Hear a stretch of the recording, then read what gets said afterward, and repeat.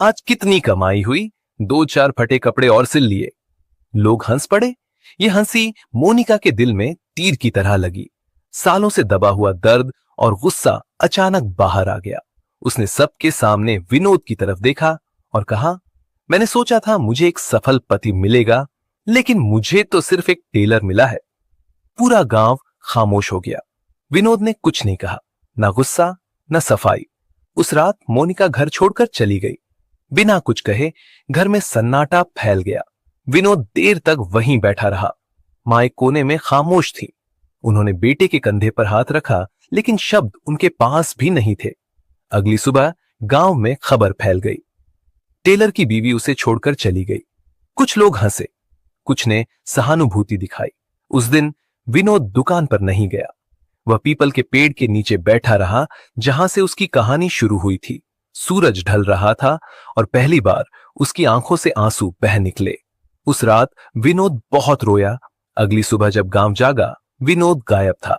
न वह दुकान पर था, न घर पर। बस मेज पर एक छोटा सा कागज रखा था, जिस पर लिखा था, मां, मुझे माफ करना, जब तक कुछ बन नहीं जाता वापस नहीं आऊंगा। गीता देवी ने कांपते हाथों से वह कागज उठाया और अपने सीने से लगा लिया। शब्द बहुत छोटे थे, लेकिन उनका मतलब बहुत बड़ा था। उन्हें समझ आ गया, आज उनका बेटा घर छोड़कर भागा नहीं है, बल्कि अपनी किस्मत से लड़ने निकला है।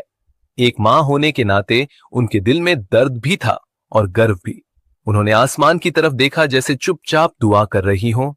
साल गुजरते गए। संघर्ष ने उसे कमजोर नहीं, बल्कि मजबूत बना दिया। और फिर वह दिन आया। 8वें साल का रिजल्ट घोषित हुआ।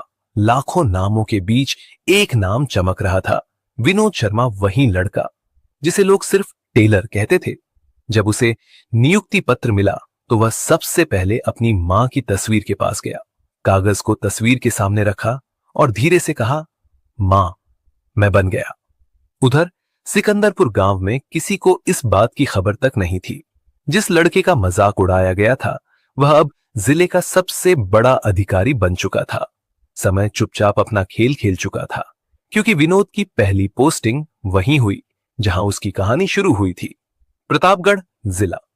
वही मिट्टी, वही लोग, वही गलियां। लेकिन इस बार एक फर्क था।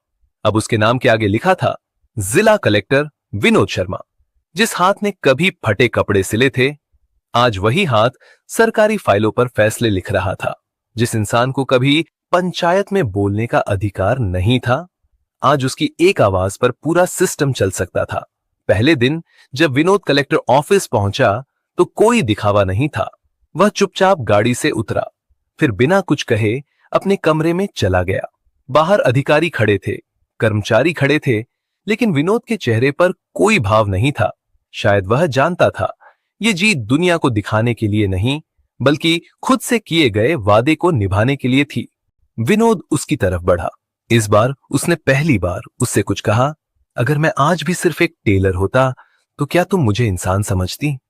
मोनिका के पास कोई जवाब नहीं था, क्योंकि सच अक्सर बहुत देर से समझ आता है। विनोद ने और कुछ नहीं कहा। उसने फाइल बंद की, मुड़ा और अपनी गाड़ी की तरफ बढ़ गया। सरकारी काफिला धीरे धीरे गांव से निकल गया, लेकिन मोनिका वहीं खड़ी रह गई। आज पहली बार उसने समझा, गरीबी किसी इंसान की पहचान नहीं होती और अमीरी किसी इंसान की कीमत तय नहीं करती। जिसे उसने कभी सिर्फ एक टेलर समझा था, असल में वही सबसे बड़ा इंसान निकला।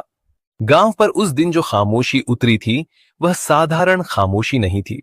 ऐसा लग रहा था जैसे हवा भी फुसफुसाकर चल रही हो। लोग अपने अपने घर लौट गए, लेकिन हर आंगन, हर चबूतरे, हर रसोई में सिर्फ एक ही नाम गूंज रहा था, विनोद। अरे, वही टेलर वाला? हाँ, वही। अब कलेक्टर साहब। जिस लड़के को कभी पंचायत में खड़ा होने लायक नहीं समझा गया। फिर विनोद की नजर मोनिका पर गई। इस बार वह रुका। मोनिका के कदम अपने आप आगे बढ़ने लगे। वह उसके सामने आकर खड़ी हो गई। उसकी आंखें झुकी हुई थीं, आवाज कांप रही थी। धीरे से उसने कहा, विनोद। ये वही नाम था जिसे उसने सालों से अपने अंदर दबा रखा था। विनोद चुप रहा। मोनिका की आंखों से आंसू गिरने लगे। मुझसे बहुत बड़ी गलती हो गई, मुझे माफ कर दो। पूरा गांव यह दृश्य देख रहा था। सबको लग रहा था अब विनोद कुछ कहेगा, शायद गुस्सा निकालेगा, शायद उसे उसके फैसले की सजा सुनाएगा। लेकिन विनोद ने कुछ नहीं कहा। उसने सिर्फ फाइल मंगवाई। वह कानून के नियमों को ध्यान से पढ़ने लगा। फिर दूसरी रिपोर्ट मंगवाई। अफसरों से कुछ सवाल पूछे। अफसर खुद हैरान थे, क्योंकि विनोद हर छोटी से छोटी बात की जांच कर रहा था। कुछ देर बाद उसने शांत स्वर में आदेश दिया, नहर की सीमा दोबारा नापी जाए। माप तोल शुरू हुई और फिर एक सच्चाई सामने आई। पुरानी रिपोर्ट में गलती थी। झोपड़ियां नहर की असली सीमा से थोड़ा बाहर थीं। मतलब कानून के अनुसार उन्हें तोड़ा नहीं जा सकता था। विनोद ने तुरंत आदेश दिया, कार्रवाई रोक दी जाए। बुलडोजर का इंजन बंद हो गया। लोगों के चेहरों पर राहत साफ दिखाई दे रही थी। मोनिका वहीं खड़ी थी। उसे यकीन नहीं हो रहा था, जिस इंसान को उसने कभी अपमानित किया था, आज उसी इंसान ने उसकी छत बचा ली। ईंटें उठाते उठाते हाथों में छाले पड़ जाते और रात को वह एक सस्ती धर्मशाला के कोने में बैठकर पढ़ाई करता। कभी कभी लोग उससे पूछते, इतनी मेहनत क्यों कर रहे हो, क्या मिलेगा इससे? विनोद शांत स्वर में जवाब देता, अब मेरे पास हारने का कोई विकल्प नहीं है। यह सिर्फ एक जवाब नहीं था, यह उसकी जिद थी। कई रातें ऐसी आईं जब उसे भूखा सोना पड़ा। कई दिन ऐसे भी आए जब मजदूरी नहीं मिली। एक बार तो तेज बुखार में पूरी रात कांपता रहा। जेब में इतने पैसे भी नहीं थे कि दवा खरीद सके। उस रात उसे मोनिका की वह बात याद आई, मुझे तो सिर्फ एक टेलर मिला है।